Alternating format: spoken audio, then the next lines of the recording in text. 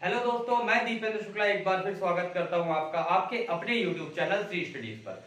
दोस्तों, अभी हमने हमारे मेरे पिछले वीडियोस में वॉइस के सारे टेंसेस में एक्टिव वॉइस से पैसिव वॉइस के कन्वर्जन को पढ़ा।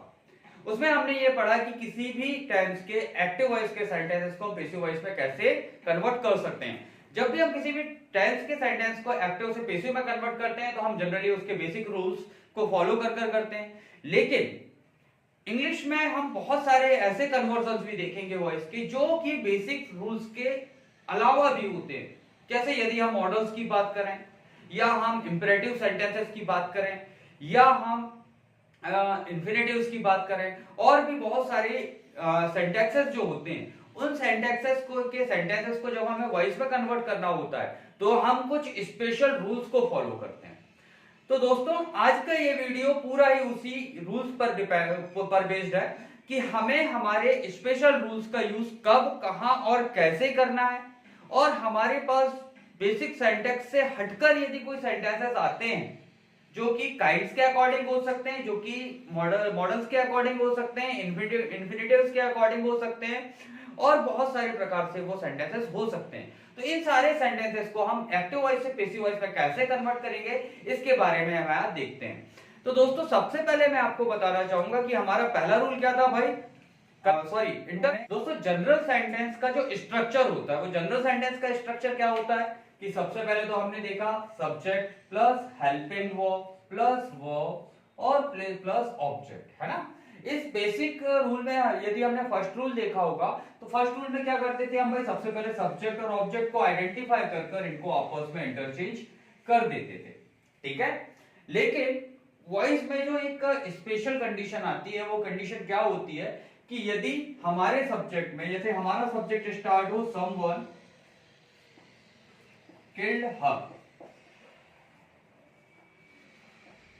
ठीक है।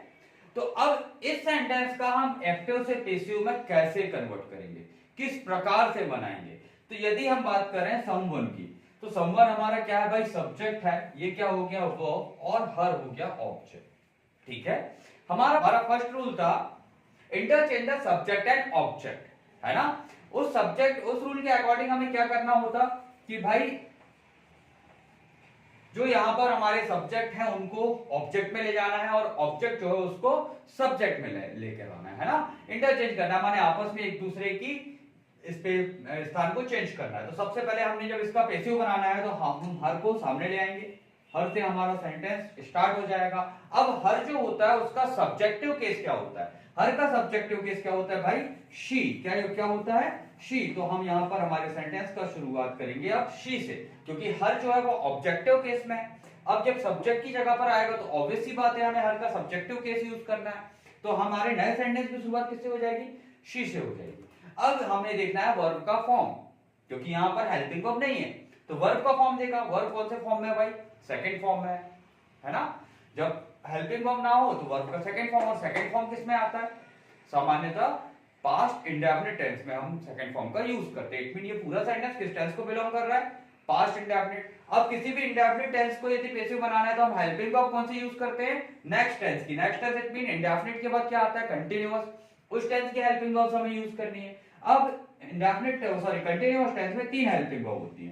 पहली होती है पहली होती है was एंड वर, है ना। पास्ट कंटीन्यूअस में दो हेल्पिंग वर्ब हम यूज करते हैं, was और वर का। तो शी के साथ किसका यूज किया जाएगा भाई, डेफिनेटली was का, क्योंकि it is third person singular number subject, है ना।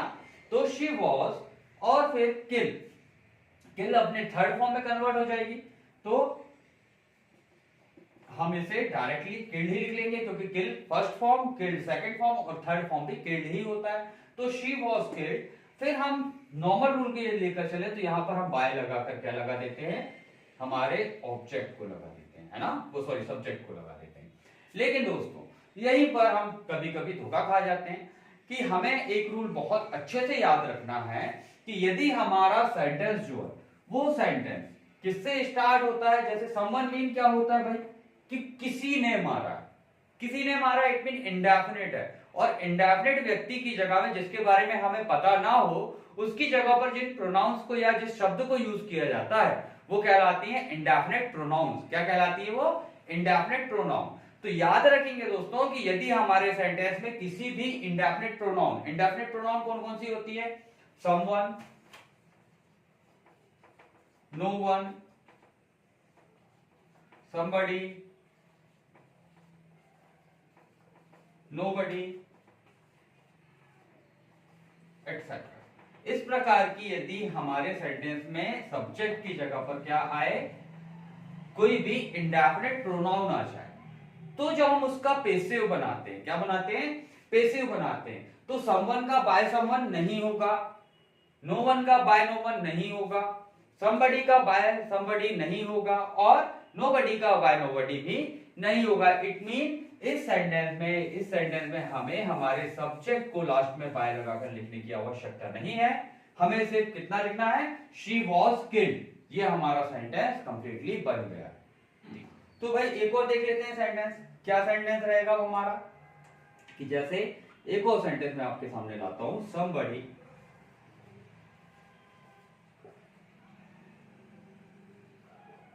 kicks football। ठीक है, इसको थोड़ा सा और चेंज कर देते हैं। यदि हम यहां पर ये लगे कि somebody is kicking football कर देते हैं। ठीक है, थोड़ा सा टेंस भी चेंज हो जाएगा, हमारे टेंस के रूल्स को भी हम एक बार ये मान कर चले कि इस स्ट्रक्चर के हिसाब से रिवाइज भी कर लेते हैं। ठीक है, अब हमारा जो पहला वर्ड है, सब्जेक्ट है, वो क्या है? somebody है ना। अब जब इसका हम पेसिव बनाएंगे तो सब्जेक्ट लास्ट में चला जाएगा, जो फुटबॉल है वो ऑब्जेक्ट है, ये सामने आ जाएगा। तो हमारा नया सेंटेंस स्टार्ट होगा फुटबॉल से, है ना। तो फुटबॉल, फिर यहां पर कौन सा टेंस है भाई? इज प्लस वर्ब का जीरंड फॉर्म। इट मीन ये कौन सा टेंस था? Present continuous. प्रेजेंट कंटिन्यूअस में हेल्पिंग वर्ब सेम रहती है, बस नंबर ऑफ सब्जेक्ट के आधार पर हम इन्हें चेंज कर देते हैं। तो फुटबॉल के साथ क्या आएगा? इज ही आएगा, क्योंकि ये सिंगुलर नंबर है। तो फुटबॉल इज, फिर वर्ब को उसके थर्ड फॉर्म में कन्वर्ट करना है, तो हमने वर्ब को थर्ड फॉर्म में कन्वर्ट कर दिया, किक्ड। और यहां पर जो आईएनजी था या जीरंड फॉर्म था, उसको हमने किस में शिफ्ट करना होता है? बी में। तो क्या हो जाएगा? फुटबॉल इज बीइंग किक्ड, फिर बाय समबडी, है ना। सामान्यतः हम ऐसे लिखते हैं, लेकिन फिर से हमने देखा कि ये क्या है भाई? इंडेफिनिट प्रोनाउन है, तो फिर इस पर्टिकुलर प्लेस का हम यूज नहीं करेंगे। ठीक है, तो हमारा सेंटेंस क्या बनेगा? Football is being kicked. अब अगला रूल मीन हम बात करते हैं मॉडल्स की, जो हम बहुत सामान्यतः यूज करते हैं।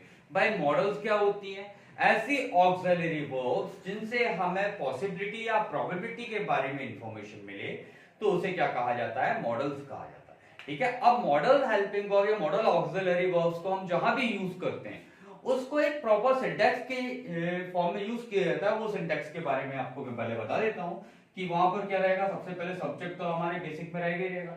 हेल्पिंग वर्ब की जगह में हम किसका यूज करते हैं? मॉडल्स का यूज करते हैं। फिर मॉडल्स ऑक्सिलरी वर्ब का यूज करेंगे।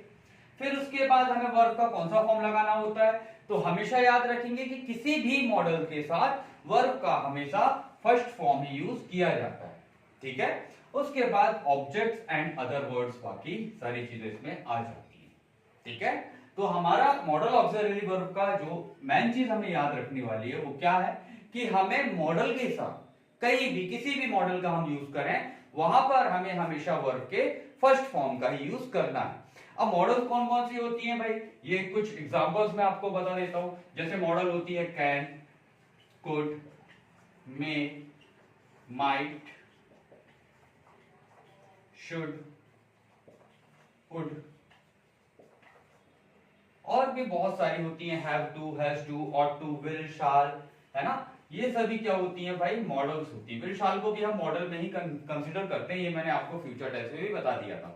क्यों करते हैं ये भी मैंने आपको बता दिया था। इस प्रकार से बहुत सारी मॉडल्स हमारे इंग्लिश में हम यूज करते हैं। इसके लिए एक स्पेसिफिक चैप्टर मॉडल मैं आपको आगे उस पर एक वीडियो बनाकर डेफिनेटली बता दूंगा। ठीक है, कि इनका यूज कब किया जाता है, कहां किया जाता है, कैसा किया जाता है। बस आज के लिए आपको क्या याद रखना है भाई? कि मॉडल्स जहां भी आएंगे, मीन इस प्रकार के शब्द यदि हम हेल्पिंग वर्ब की जगह पर यूज करेंगे, तो उनके साथ हमेशा हमें वर्ब का फर्स्ट फॉर्म का ही यूज करना है। ठीक है, ये याद रखने वाली बात है।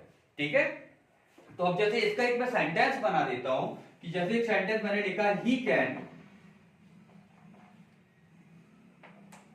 Lift this box.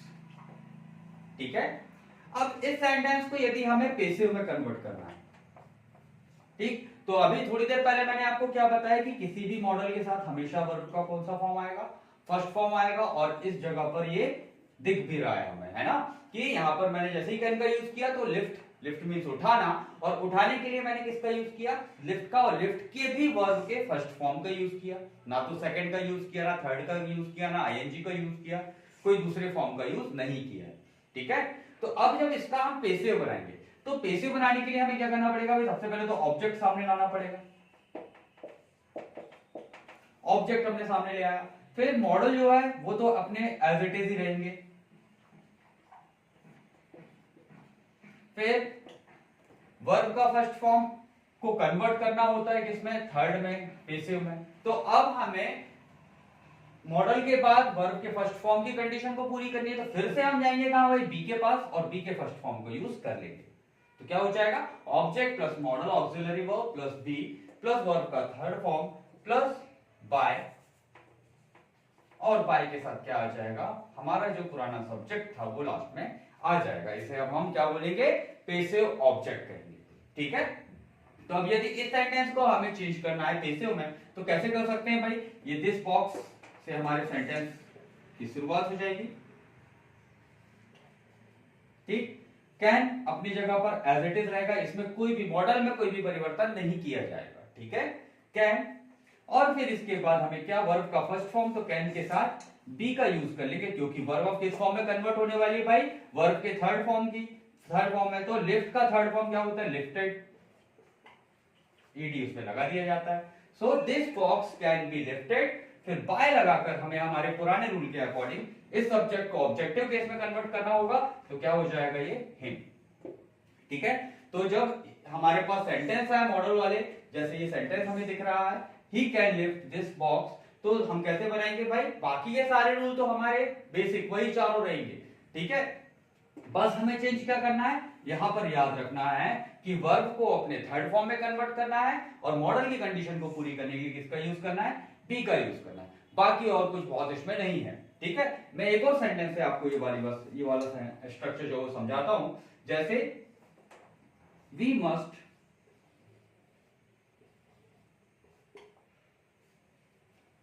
Help him.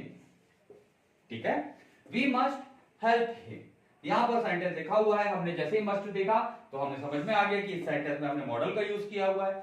फिर मॉडल के बाद देखना होगा कि वर्ब का फर्स्ट फॉर्म है क्या, तो बिल्कुल है। ठीक, तो अब इसे हम इसी स्ट्रक्चर की हेल्प से पेसिव में कन्वर्ट करते हैं। तो हिम, हिम जब पेसिव वॉइस में सामने आएगा या सब्जेक्ट की जगह आएगा, तो ही का क्या, हिम का क्या हो जाएगा, ही। ठीक, मस्ट अपनी जगह पर जैसे थे वैसे ही रहेगी, उसमें कोई भी चेंज हम नहीं करेंगे। फिर हेल्प का हमें थर्ड फॉर्म यूज करना है, तो क्या हो जाएगा वो, हेल्प। ठीक, लेकिन मस्ट के साथ वर्ब का फर्स्ट फॉर्म आना था, तो फिर से हमने किसका यूज किया, बी का, तो ही मस्ट बी हेल्प्ड, फिर बाय, और वी का क्या हो जाएगा भाई, अस। ठीक है, ये एक चीज मैं आपको बता दूं कि ये वी का अस, इस पर एक कॉन्ट्रडिक्शन चलता है कि कभी कभी वी को objective as an object use करते समय यूज नहीं किया जाता है। इसे ऐसा कंपलसरी नहीं है कि इसे हमें लिखना ही, ये तो एक सामान्य रूल की तरह हम लिख ले रहे हैं, लेकिन हर जगह वी और दे जो होते हैं उनका कंपल्सन नहीं रहता है कि उनको ऑब्जेक्टिव केस में लिखा जाए। यदि लिख दिया तो भी ठीक है, और नहीं लिखा तो भी ठीक है। ठीक है, so he must be helped by us. Clear, ये हो गया हमारा इस सेंटेंस का पेसिव वॉइस। ठीक है,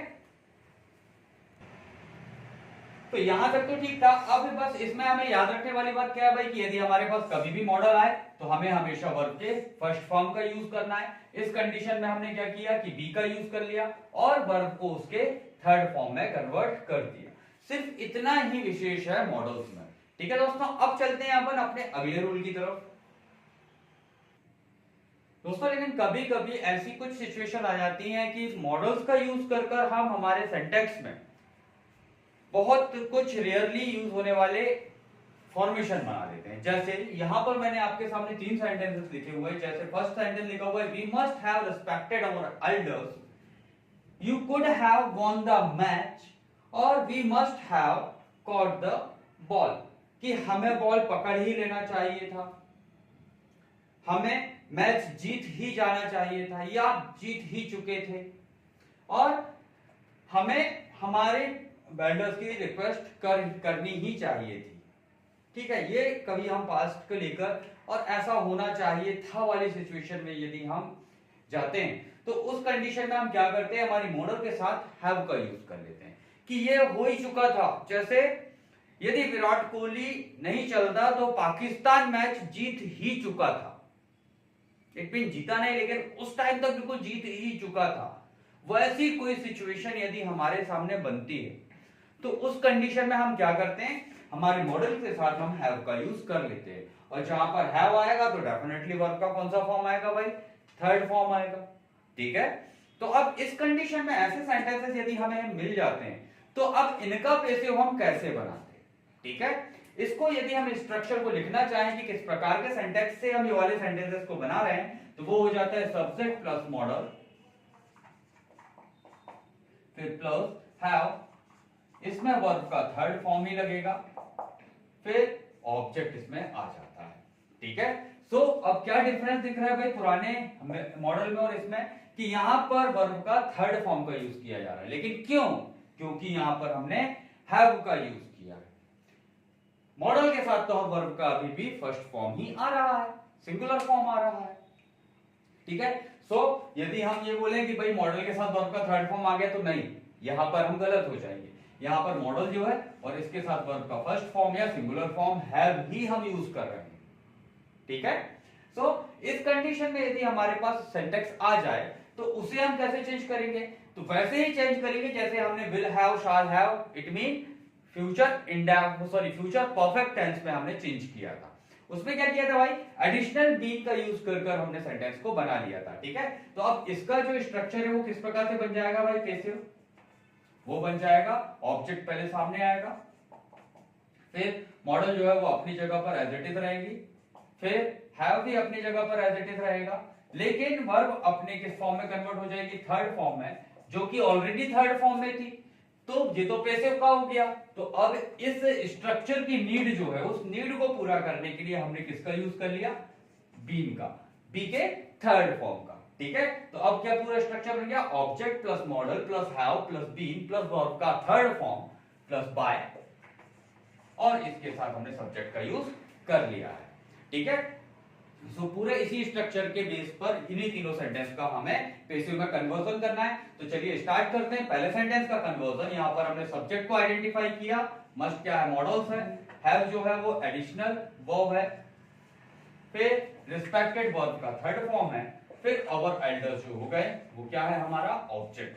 तो जब इसका हम पैसिव बनाएंगे तो पैसिव बनाते समय हमारा जो ऑब्जेक्ट है वो क्या आ जाएगा भाई फ्रंट में, तो पैसिव क्या बन जाएगा शुरू से, अवर एल्डर्स, फिर मस्ट अपनी जगह पर एज इट इज रहेगा, हैव अपनी जगह पर एज इट इज रहेगा, लेकिन वर्ब किस फॉर्म में कन्वर्ट होना होगा, थर्ड फॉर्म में, जो कि ऑलरेडी कन्वर्टेड है ही।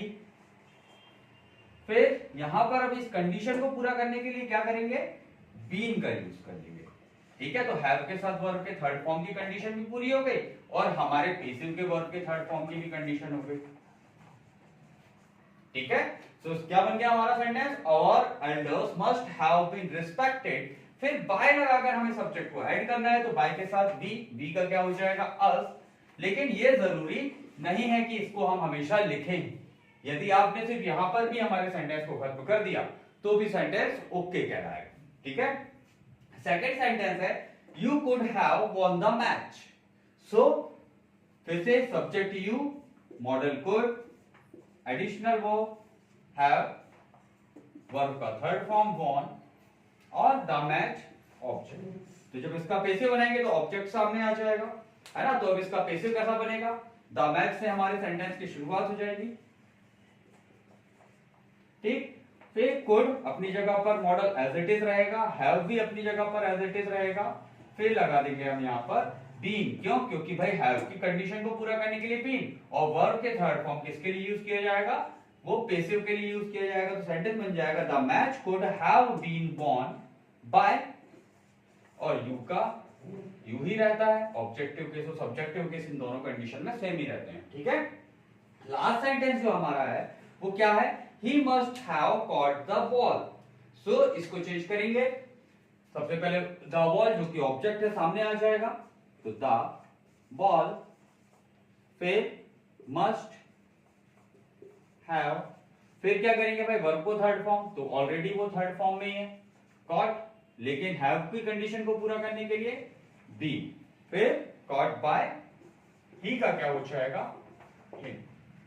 ठीक है दोस्तों, तो इस प्रकार से यदि हमारे साथ मस्ट हैव वाली सिचुएशन आती है तो हम इस इन सेंटेंस के अकॉर्डिंग और इस रूल के अकॉर्डिंग उन्हें चेंज कर सकते हैं। ठीक है, अब इसमें एक और चीज आती है कि यदि मॉडल इंटेरोगेटिव सेंटेंस, मॉडल का यूज कर हम कहीं इंटेरोगेटिव सेंटेंस बनाते हैं, जैसे कैन यू किक हिम। ठीक है, ये क्या है भाई? कैन से स्टार्ट हुआ तो सेंटेंस क्या हो गया? इंटेरोगेटिव सेंटेंस हो गया। इस इंटेरोगेटिव सेंटेंस का पेसिव कैसा बनेगा? इंटेरोगेटिव ही बनेगा। इट मीन सबसे पहले तो मॉडल से स्टार्ट हो जाएगा इसका, यहां पर ऑब्जेक्ट जो भी था वो सामने आ जाएगा। ऑब्जेक्ट क्या था? हिम मतलब ही। ठीक, मॉडल के साथ वर्ब का फर्स्ट फॉर्म, तो यहां पर हो जाएगा बी का यूज, तो कैन ही बी, फिर वर्ब को थर्ड फॉर्म में कन्वर्ट करना है तो किक्ड बाय, यू का यू ही रहेगा। इट मीन वर्ब को सिर्फ अपने थर्ड फॉर्म में कन्वर्ट करना है, और किसका यूज करना ना भूलें? बी का यूज करना ना भूलें। तो इस प्रकार से हम मॉडल से रिलेटेड इंटेरोगेटिव सेंटेंसेस को भी पेसिव में आसानी से कन्वर्ट कर सकते हैं। ठीक है दोस्तों, तो अब देखिए यहाँ पर बोर्ड में मैंने कुछ सेंटेंसेस आपके लिए लिखे हुए हैं। जैसे यहाँ पर पहला सेंटेंस लिखा हुआ I am to write a book. ठीक है, सेकंड लिखा हुआ है it is time to learn computer. Third sentence में लिखा हुआ you were to fry vegetables, और चौथा सेंटेंस मैंने यहाँ पर लिखा हुआ है there is no money to buy. ठीक, अब यहाँ पर इन सभी सेंटेंसेस में आपको एक चीज कॉमन दिख रही होगी, वो क्या है? यहाँ पर हर जगह मैंने टू और वर्ब को यूज किया है एक साथ, है ना? जैसे यहाँ पर क्या है? टू प्लस वर्ब का फर्स्ट फॉर्म, यहां पर भी मैंने क्या किया? टू प्लस वर्ब का फर्स्ट फॉर्म, यहां पर भी टू प्लस वर्ब का फर्स्ट फॉर्म, और यहां पर भी वही चीज आपको देखने को मिल रही होगी। ठीक है, अब बात करते हैं टू प्लस वर्ब का फर्स्ट फॉर्म एक्चुअली होता क्या है। ठीक है, तो किसी भी वर्ब के फर्स्ट फॉर्म के साथ यदि हम टू का यूज कर लेते हैं, उसके जस्ट पहले टू का यूज कर लेते हैं, तो वर्ब कन्वर्ट हो जाती है अपने इंफिनिटिव फॉर्म की तरफ। और इंफिनिटिव फॉर्म के अर्थ होता है कि जैसे ये सेंटेंस मैंने यहां पर लिखा हुआ है I am to write a book, मैं एक बुक लिखने ही वाला हूं, मतलब काम तो होने वाला है, लेकिन शुरू कब होने वाला है इसका इंफिनिटिव का, या इस चीज के बारे में एग्जैक्ट इंफॉर्मेशन हमारे पास नहीं है। ठीक है, तो इस प्रकार के सेंटेंसेस जब बनते हैं तो उन्हें कहा जाता है इंफिनिटिव फॉर्म ऑफ वर्ब। क्या कहा जाता है? इंफिनिटिव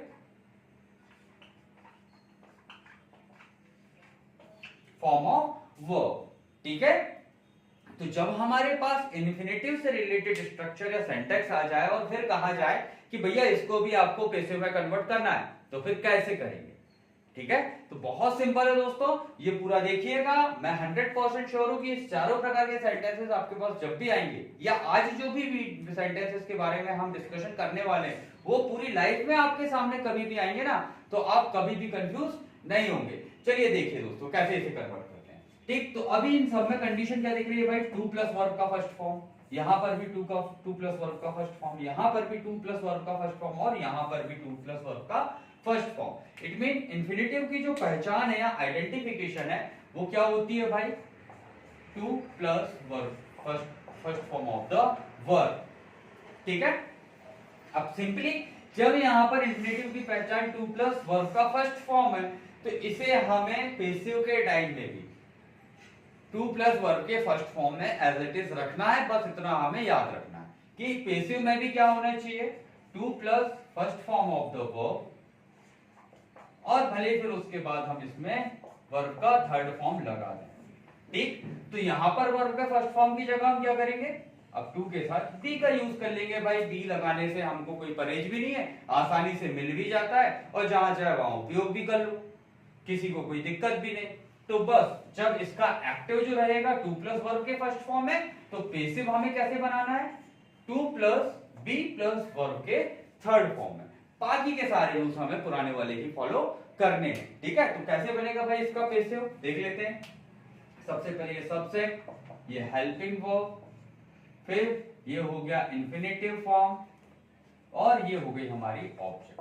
तो ऑब्जेक्ट जो बुक है, बुक किस में कन्वर्ट हो जाएगी भाई, यहां पर आकर सब्जेक्ट में, है ना। ऑब्जेक्ट आ जाएगा सामने। जो हमारे चार रूल थे उनको तो फॉलो करना है। कौन कौन से चार रूल थे भाई, सबसे पहला interchange the subject and object, दूसरा रूल था use helping verb according to tense and the number of subject, तीसरा रूल था convert the verb into third form, और चौथा रूल था कि use by before new object. तो ये चारों रूल तो हमें फॉलो करने ही है, चाहे कुछ भी हो जाए, है ना। तो अब हम स्टार्ट करते हैं सबसे पहले सब्जेक्ट और ऑब्जेक्ट को इंटरचेंज करना। तो हमारा जो ऑब्जेक्ट था वो सब्जेक्ट की जगह पर आ जाएगा, तो हमारा सेंटेंस शुरू हो जाएगा आ बुक से। अब यहां पर एम लगा हुआ है, और एम किस टेंस की हेल्पिंग वर्ब है, कंटीन्यूअस की टेंस की हेल्पिंग वर्ब है। तो जब हमारे पास इज, एम या आर, इन तीनों में से कोई भी हेल्पिंग वर्ब आती है, तो हम उन्हें इन्हीं में से तीनों में से कोई ना कोई को रोटेट कर यूज कर लेते हैं। तो अब यहां पर हमारे पास अ बुक है, अ बुक के साथ एम का यूज तो हम कर ही नहीं सकते, तो किसका यूज करेंगे भाई, सिंगुलर के साथ हम किसका यूज करते हैं, इज का। तो यहां पर हम लिख देंगे अ बुक इज, क्लियर। यदि यहां पर यू होता या बुक्स होती तो हम लिख देते आर, ठीक है। सो अ बुक इज, अब यहां पर टू लगा हुआ है, उसको एज इट इज लिख देंगे, और टू के साथ हमें किसका यूज करना है भाई, अब बी का, तो टू बी। और अब वर्ब को आसानी से थर्ड फॉर्म में कन्वर्ट कर ले, तो राइट का थर्ड फॉर्म क्या होता है, रिटर्न, फिर बाय, और किसके द्वारा लिखी जाने वाली थी, मेरे द्वारा, तो आई का क्या हो जाएगा, मी, ठीक। तो क्या हो गया भाई, I am to write a book, इसका passive, a book is to be written by me, clear. अब देखिए दूसरा है, it is time to learn computer. अभी हमने क्या करा था, हेल्पिंग वर्ब के बाद था, लेकिन अब यहां पर चेंजेस क्या आ गया, हेल्पिंग वर्ब और वर्ब के बीच में या इंफिनिटिव के बीच में एक दूसरा शब्द भी यहां पर आ गया, वो क्या आ गया, टाइम। अब इस कंडीशन में आपको कोई बोल दे कि भैया आपको अब इसका भी पैसिव बनाना पड़ेगा, तो अब इस कंडीशन में हम ये वाला रूल फॉलो नहीं करेंगे। इसके लिए बिल्कुल सिंपल होता है कि यदि आपको कोई भी सेंटेंस इट से स्टार्ट हो, क्या हो, इट इज टाइम, मतलब अभी यह टाइम है, यह समय है, तुमको ये वाला काम करना चाहिए। It is time to study voice, अभी हम यदि सबसे करेक्ट सेंटेंस से समझें, तो मैं अभी मैं क्या पढ़ा रहा हूं आपको, वॉइस पढ़ा रहा हूं, तो मैं आपसे क्या बोलूंगा, it is time to study voice, ठीक। तो बस यदि ऐसा कुछ सेंटेंस आपके सामने आ जाता है कि भाई ये स्टार्ट हो रहा है इट इज टाइम से, तो उसका पैसिव बनाने के समय में आपको क्या करना है, सबसे पहले इट इज टाइम को ही लिख दो, ठीक, जैसे का वैसा लिख दो भाई, कोई चेंज नहीं करना है आपको, इट इज टाइम, लिख दिया।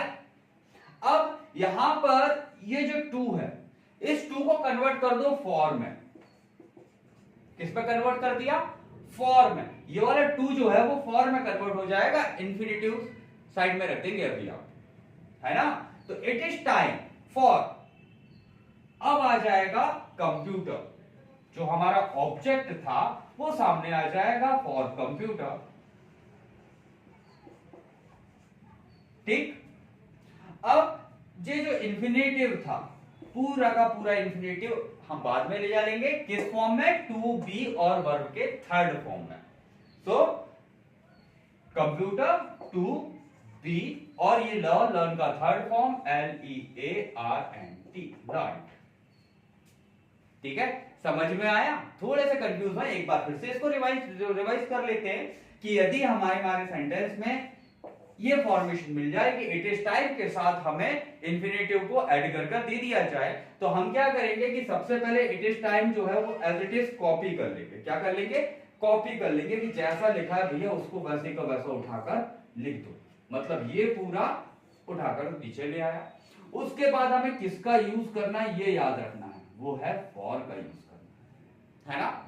इस वर्ड को आपने याद रख लिया तो जिंदगी में कभी भी आप इस प्रकार के सेंटेंसेस का कन्वर्जन नहीं भूल पाएंगे या नहीं गड़बड़ करेंगे, ठीक है। और कंप्यूटर को उठाकर, ऑब्जेक्ट को उठाकर सामने ले आया। फॉर के बाद कंप्यूटर, माने ये जो ऑब्जेक्ट है इसको हमने कहां ले आया, उठाकर यहां पर, ठीक।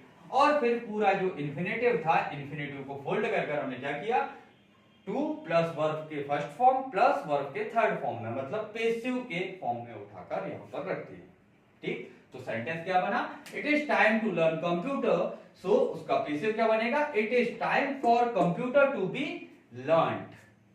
क्लियर, समझ में आया, ठीक। अब चलते हैं अगले सेंटेंस की तरफ। You were to fry vegetables.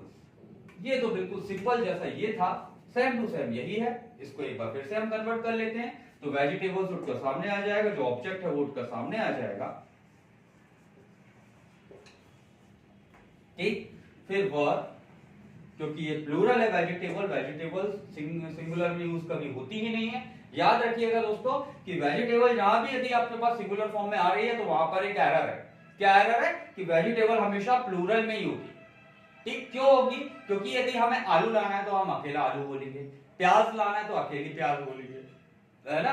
टमाटर लाना है तो हम अकेला टमाटर बोलेंगे। लेकिन यदि इन तीनों चीजों को साथ में ले आया तो फिर वो क्या बन गया, वेजिटेबल बन गया। और वेजिटेबल मतलब उसमें एक से अधिक चीजें हैं, तो वहां पर हम उन्हें क्या बोलेंगे, वेजिटेबल्स ही बोलेंगे, ठीक है। वेजिटेबल अकेला कभी भी हमें इंग्लिश में यूज नहीं करना है, ठीक। वेजिटेबल हमेशा अपने प्लूरल फॉर्म में ही इंग्लिश में यूज किया जाता है। सो वेजिटेबल्स जो कि यहां प्लूरल में है, उसके साथ हमने वर का यूज कर लिया। अब जो हमारा इन्फिनेटिव था उसको पेसिव फॉर्म में, मतलब टू, बी और वर्ब के फर्स्ट फॉर्म में हमने यूज करना है। तो वेजिटेबल्स वर टू बी, फिर बॉट, फिर बाय लगाकर किसका यूज करना है, हमारे पुराने सब्जेक्ट का। सब्जेक्ट मतलब क्या था, यू था। सॉरी दोस्तों, यहां पर बॉट ना आकर क्या आएगा, फ्राई आएगा, है ना। क्योंकि भाई सॉरी, मैं भावनाओं में बहकर थोड़ा सा गलत बोल दिया। यहां पर फ्राई, फ्राई के थर्ड फॉर्म फ्राइड का यूज करेंगे, ठीक है। So vegetables were to be fried by you. Clear. अब अगला सेंटेंस जो है ये एक और अलग स्ट्रक्चर हमें दिखाई दे रहा है कि भैया इधर हमने किसका यूज कर लिया, इन्फिनेटिव का यूज तो किया लेकिन लास्ट में कर लिया। अब सेंटेंस के एंड में यदि आपको इन्फिनेटिव्स का यूज मिलता है तो अब इसको कैसे करेंगे, बहुत सिंपल है। सबसे पहले हमें स्ट्रक्चर सामने देखना है कि there is no time, there is no money, there is time, है ना। इन चीजों से यदि सेंटेंस देयर इज से यदि स्टार्ट होता है, जैसा यहां पर हुआ था किससे, इट से। अब बात करते हैं कि यदि हमारा इन्फिनेटिव देयर के साथ कॉम्बिनेशन बनाकर दे दिया जाए तो उसका पेसिव कैसा बनेगा। अब उसका पेसिव बहुत सिंपल है, एक बार देखोगे बिल्कुल समझ में आ जाएगा भाई। तो सबसे पहले हमने क्या किया यहाँ पर कि देयर इज के साथ जो भी स्ट्रक्चर लिखा हुआ है इन्फिनेटिव को छोड़कर उसको पूरा एज इट इज छाप देना है। क्या करना है भाई, जैसे there is no money, infinitive के अलावा सिर्फ यही है सेंटेंस में, तो इसको एज इट इज लिख दिया। अब इन्फिनेटिव को उसके पेसों में कन्वर्ट कर दो, पूरा सेंटेंस पेसों में कन्वर्ट हो जाएगा। नहीं आया समझ, इन्फिनेटिव जो भी हमें दिया हुआ है उसको पेसिव में कन्वर्ट करना है। इन्फिनेटिव मतलब टू प्लस वर्ब का फर्स्ट फॉर्म, उसका पेसिव क्या होता है, to plus be plus verb का थर्ड फॉर्म। तो अब इसे टू प्लस वर्ब के थर्ड फॉर्म से to plus be plus verb के थर्ड फॉर्म में हमें कन्वर्ट कर लेना है। तो क्या हो जाएगा, टू फिर बी लगाया और बाय को उसके थर्ड फॉर्म में बॉट में कन्वर्ट कर दिया। और यहां पर बॉट ही आएगा दोस्तों, बॉट को अपन फ्राई में कन्वर्ट नहीं करेंगे, ठीक है। तो क्या हो जाएगा sentence, there is no money to buy, इसका पेसिव क्या बनेगा, there is no money to be bought. Sentence खत्म, ठीक है। तो सिर्फ कितना सा करना है, यहां पर हमने देखना है कि पेसिव क्या है, वो सॉरी इन्फिनेटिव क्या है, उस इन्फिनेटिव अकेले को हमने पेसिव में कन्वर्ट कर दिया। तो पूरा जो सेंटेंस है वो किसमें कन्वर्ट हो जाएगा, पेसिव वॉइस में। क्लियर है दोस्तों। मॉडल्स का तो सारा आपको बहुत अच्छे से समझ में आया होगा, इन्फिनेटिव्स भी बहुत अच्छे से समझ में आ गया। अब बात करते हैं कि यहां पर मैंने फिर कुछ सेंटेंसेस लिख दिए नए प्रकार के। कैसे भाई, ना तो इनमें हेल्पिंग वर्ब है ना तो सब्जेक्ट है ना। जैसे यहाँ पर लिखा हुआ है ओपन द डोर, यहाँ पर लिखा हुआ है डोंट प्लग फ्लावर्स, यहाँ पर है tell her to read the Gita, फिर हेल्प द हेल्पलेस और please give me a book. इसमें ये फॉर्मेट आपको बहुत ज्यादा दिखाई दिया होगा जीवन में, और एक ये फॉर्मेट आपने बहुत ज्यादा बार देखे होंगे। और जब कहीं कोई नहीं करने को काम बोलता है तो फिर ये इस प्रकार से। इन सारे सेंटेंसेस में कॉमन चीज क्या है कि ये इन पर वर्ब पर बहुत ज्यादा जोर दिया गया है ना। ये देखिए सब में क्या है, वर्ब पर जोर दिया गया है, ना तो सब्जेक्ट पर जोर दिया गया। किस पर दिया गया, वर्ब पर दिया गया, सब्जेक्ट तो है ही नहीं। तो यदि सेंटेंस आपको इस फॉर्मेट में मिल जाए कि जब आपको फोर्सफुली या पोलाइटली किसी भी काम को करने को कहा जाए, तो उन सेंटेंसेस को कहा जाता है इंपरेटिव सेंटेंसेस। क्या कहा जाता है, इंपरेटिव सेंटेंस। इंपरेटिव। अब इंपरेटिव सेंटेंसेस क्या होते हैं भाई, ऐसे सेंटेंसेस जिनको किसी ना किसी इंप्रेशन के साथ बोला जाए, चाहे वो पोलाइटली हो या फिर स्ट्रिक्टली हो। दोनों कंडीशन में हम किसका यूज करते हैं, इंप्रेशन का यूज करते हैं। इट मीन अपने मनोभावों का यूज करते हैं, और मनोभावों से निकले गए सेंटेंसेस को कहा जाता है इंपरेटिव सेंटेंसेस। और इन इंपरेटिव सेंटेंसेस को यदि आपको पेशियों में कन्वर्ट करने को दे दिया जाए तो उसे आप किस प्रकार से कन्वर्ट करने वाले हैं वो मैं अभी आपको बताता हूं। ठीक है, यहां पर रूल्स वही लगने, सिर्फ थोड़ा सा मॉडिफिकेशन, छोटा छोटा मॉडिफिकेशन यहां पर होना है। जैसे पहला सेंटेंस है आपको दे दिया गया है ओपन द डोर। ठीक, तो जब इंपरेटिव का पेसिव बनाएंगे आप, तो इसमें कुछ बेसिक चीजें आपको याद रखनी है कि क्या क्या होने वाला है। फर्स्ट रूल है इंपरेटिव की कंडीशन में कि इसको भाई लेट से स्टार्ट किया जाएगा। ठीक है, जो भी ऑब्जेक्ट है उसको उठाकर लेट के बाद रख दिया जाएगा, और उसके बाद वर्ब को बी का यूज कर और वर्ब को अपने थर्ड फॉर्म में कन्वर्ट कर दिया जाएगा। ठीक, क्या क्या करना है, फर्स्ट लेट का यूज करना है, सेकंड ऑब्जेक्ट को उठाकर सामने लाना है, थर्ड बी का यूज करना है, और फोर्थ वर्ब को अपने थर्ड फॉर्म में कन्वर्ट कर देना है। इन चारों स्टेप से आपको अपने इंपरेटिव सेंटेंसेस को पेसिव में कन्वर्ट करना है। ठीक, तो चलो स्टार्ट करते हैं भाई। पहला सेंटेंस है आपका ओपन द डोर। तो यदि आपको ओपन द डोर जो कि इंपरेटिव सेंटेंस है उसको पेसिव में कन्वर्ट करना होगा तो क्या करेंगे भाई, सबसे पहले ऑब्जेक्ट को उठाकर सामने ले आएंगे। तो क्या हो जाए, सबसे पहले क्या करना है, लेट लिख देना है आंख बंद कर। तो लेट से हमारे सेंटेंस की शुरुआत हो गई। अब ऑब्जेक्ट को उठाकर सामने लाना है, तो क्या है भाई, द डोर हमारा ऑब्जेक्ट है, तो लेट द डोर। ठीक है, इसके बाद किसका यूज करना है, बी, जो कि किसी भी इंपरेटिव सेंटेंस की जो सबसे इंपॉर्टेंट पहचान होती है वो होती है कि वर्ब का फर्स्ट फॉर्म ही यूज हमें हमेशा करना है। इंपरेटिव में क्या करना है भाई, वर्ब के फर्स्ट फॉर्म को यूज करना है। लेकिन पेसिव में फिर से हमको वर्ब के थर्ड फॉर्म में कन्वर्ट करना था, तो अब यहां पर हमने फिर से किसका यूज किया, हमारे बी का। ठीक, बहुत साथ दे रहा है भाई बी, हमारा हर जगह आ जाता है। So let the door be, और वर्ब को उसके थर्ड फॉर्म में कन्वर्ट करना है, तो क्या हो जाएगा, ओपन। क्लियर। सेकंड सेंटेंस यहां पर जो लिखा हुआ है इंपरेटिव तो है लेकिन नेगेटिव इंपरेटिव, कि नेगेटिव इट मीन नेगेशन के साइन के साथ हमें इस सेंटेंस को डील करना है। तो डोंट प्लग फ्लावर्स, कि फूलों को मत तोड़ो। तो यदि हमें नेगेटिव बनाना है तो भाई इसका पेसिव भी नेगेटिव बनेगा। जब इसका हमें पेसिव बनाना है तो क्या करेंगे, सबसे पहले देखा ऑब्जेक्ट फ्लावर, लेकिन शुरुआत करनी है किससे, लेट से, तो शुरुआत लेट से ही होगी, लेट। फिर इसके बाद क्या है, फ्लावर्स थे, तो फ्लावर्स हमारे लेट के तुरंत बाद आ जाएगा। फिर प्लग को हमें क्या करना है, वर्ब के फर्स्ट फॉर्म में कन्वर्ट करना है, तो लेट फ्लावर्स, यहां पर डू का यूज नहीं करेंगे हम, फिर डायरेक्टली लिख देंगे not be plugged, let flowers not be plugged. इस प्रकार से हम इसका पेसिव बना लेंगे। तो यदि आपको अब सेंटेंस इस प्रकार से मिल गया कि भाई tell her to read the Gita, उसको बोलो कि वो गीता पढ़े, तो आपका आदेश कहां पर खत्म हो गया, उसको बोलो पर। फिर उसे क्या काम करने को कहा जाए वो बात अलग है, लेकिन उसको बोलो कि वो क्या पढ़े, गीता पढ़े। आदेश हो गया आपका खत्म। तो अब इस प्रकार से हम इस सेंटेंस को दो अलग अलग पार्ट में डिवाइड कर सकते हैं। पहला होता है टेल हर, दूसरा होता है टू रीड द गीता। ठीक, तो अब हमें कन्वर्ट किसको पैसिव में करना है भाई, हम तो अभी, या यदि आपको इस प्रकार का कॉम्बिनेशन मिल जाए कभी भी लाइफ में, तो आपको क्या करना है, पैसिव को, सॉरी, इंपरेटिव सेंटेंस को आपको पैसिव में कन्वर्ट करना है और बाकी का सेंटेंस हम एज इट इज यहां पर लिखा हुआ छोड़ देंगे।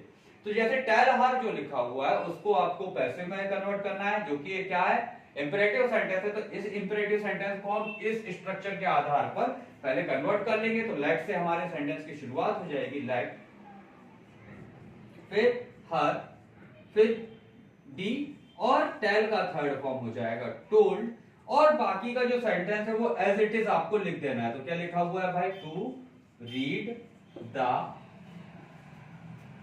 गीता। ठीक, सो आपको यदि इस प्रकार का सेंटेंस मिल जाए तो आपको क्या करना है, सबसे पहले तो ये चेक करना है कि भाई हमारा इंपरेटिव सेंटेंस कहां पे जाके खत्म हो जा रहा है। और इंपरेटिव सेंटेंस की एक खास बात मैं आपको बताना चाहूंगा कि किसी भी इंपरेटिव सेंटेंस को पैसिव में बनाते समय अपना जो ऑब्जेक्टिव केस है उसको सब्जेक्टिव केस में कन्वर्ट नहीं किया जाता है। क्यों? क्योंकि यहां पर जो आदेश है वो आपको किसी तीसरे, आप सिर्फ आदेश किसको दे सकते हैं, सामने वाले को दे सकते हैं, है ना, कि टेल हर, है ना, टेल हर मीन्स आप किसी दूसरे व्यक्ति को जो आपके सामने खड़ा हुआ है उसे बोल रहे हैं कि उसको जाकर ये बोलो, है ना। तो ऑब्जेक्टिव केस जो है वो किसका चेंज होता है, जब हम हमारे दोनों आपस में, जिन दो के बीच में कम्युनिकेशन हो रहा है, तब ऑब्जेक्टिव से सब्जेक्टिव में लाते हैं। लेकिन इंपरेटिव सेंटेंस में यदि आप इस प्रकार के वर्ड को यूज कर रहे हैं तो वो किसके लिए यूज कर रहे हैं, किसी थर्ड पर्सन के लिए, है ना। तो दूसरे के लिए भी वो क्या रहेगा, थर्ड पर्सन ही रहेगा, और जैसा सब्जेक्ट है वैसा सब्जेक्ट रहेगा और वैसा ही ऑब्जेक्ट भी रहेगा। तो यहां पर कभी भी हम उसे ऑब्जेक्ट को, ऑब्जेक्टिव केस को सब्जेक्टिव केस में, इट मीन यहां पर शी का यूज कभी भी नहीं करेंगे। यहां पर क्या होगा कि टेल हर है तो लेट हर बी टोल्ड हो जाएगा। ठीक, यहां पर लेट शी बी टोल्ड करने की गलती आप कभी भी मत करिएगा। ठीक है, अब इसके बाद बात आती है कि मेरा जो अगला सेंटेंस लिखा हुआ है ये भी एक प्रकार का इंपरेटिव है, लेकिन ये कैसा है भाई, थोड़ा सा सजेशन के साथ है। जैसे हेल्प द हेल्पलेस, सभी को करनी चाहिए, यूनिवर्सल ट्रुथ है ना। जैसे लव योर कंट्री, आपको अपने देश से प्यार करना चाहिए, हर किसी को करना चाहिए। ओबे योर एल्डर्स, हर किसी को अपने घर पर अपने से बड़ों का सम्मान करना चाहिए, उनकी बातों को मानना चाहिए। तो ये क्या हो जाते हैं भाई, एक प्रकार से सजेशन टू ऑल, कि सबके लिए ये काम होना चाहिए। ठीक, तो यदि इस कंडीशन में हमें इंपरेटिव सेंटेंस ऐसा दे दिया जाए कि जो क्या हो, यूनिवर्सल हो, क्या हो भाई, वो यूनिवर्सल हो, जो सबके लिए हो, तो उस कंडीशन में हम इसे एग्जैक्ट इंपरेटिव सेंटेंस की तरह ट्रीट नहीं करते। इसको कैसे बनाएंगे भाई, वो देख लेते हैं। कि हेल्प द हेल्पलेस यदि लिखा हुआ है तो इसको हम क्या करेंगे कि सजेशन के तौर पर कन्वर्ट करेंगे। तो जो हेल्पलेस है, हेल्पलेस को हम सबसे सामने, पहले सामने ले आएंगे। तो द हेल्पलेस, फिर यहां पर हम सजेशन है तो यूज करते हैं सजेशन के लिए शुड मॉडल का, और शुड के साथ क्या हो जाएगा, फर्स्ट फॉर्म। तो द हेल्पलेस शुड बी, और इस हेल्प को कन्वर्ट कर देंगे फर्स्ट फॉर्म को, थर्ड फॉर्म में, तो हेल्प। क्या सेंटेंस बन गया भाई, हेल्प द हेल्पलेस का let the helpless to be helped नहीं होगा, गलत हो जाएगा, क्योंकि ये क्या है, यूनिवर्सल एडवाइस है। क्या है ये, यूनिवर्सल एडवाइस। इट मीन कि यदि आपको इंपरेटिव सेंटेंस की जगह पर एडवाइस यदि दे दी जाए तो वहां पर हमें किसका यूज कर बनाना है, शुड बी का यूज कर सेंटेंस को बनाना है। डन। तो हेल्प द हेल्पलेस क्या हो जाएगा, the helpless should B help. ये यहां पर आपका सेंटेंस कंप्लीट हो जाएगा, क्योंकि ये किसके लिए है, यूनिवर्सल एडवाइस है, सभी के लिए है। क्लियर। और द लास्ट सेंटेंस, इसमें हमने क्या किया भाई, प्लीज का यूज कर दिया, please give me a book. Imperative है लेकिन कैसा है, पोलाइट है, कोई आपसे मांग रहा है, आपसे रिक्वेस्ट कर रहा है।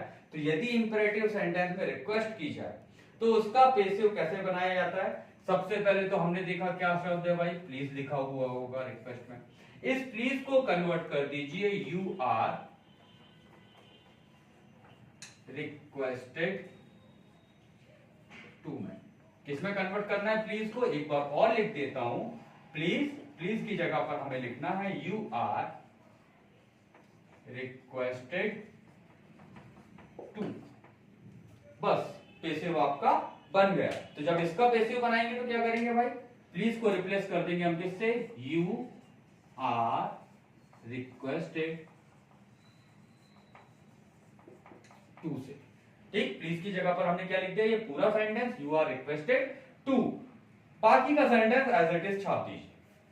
क्या बचा है बाकी का इसके अलावा, गिव मी अ बुक, तो यहां पर हम लिख देंगे गिव मी आ बुक।